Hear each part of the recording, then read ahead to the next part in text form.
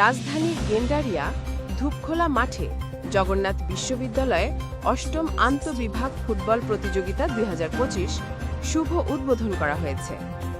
এ সময় অনুষ্ঠানে উপস্থিত ছিলেন জগন্নাথ বিশ্ববিদ্যালয়ের অধ্যাপক মোহাম্মদ রেজাউল করিম, অধ্যাপক ডাক্তার সাবিনা শারমিন এবং জগন্নাথ বিশ্ববিদ্যালয়ের শিক্ষক সমিতির সভাপতি অধ্যাপক ডাক্তার মোশাররফ হোসেন, আহ্বায়ক উপক্রিয়া কমিটির জগন্নাথ বিশ্ববিদ্যালয়ের অধ্যাপক ডাক্তার আলী নূর এবং আরও অতিথিবৃন্দ উপস্থিত ছিলেন।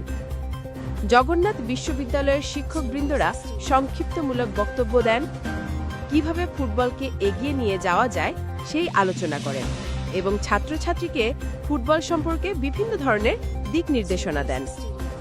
খেলার মাঠে উপস্থিত থাকা সকল ছাত্র ছাত্রীদের সাথে শিক্ষকবৃন্দরা শুভেচ্ছা বিনিময় এবং খোঁজ খবর নেন।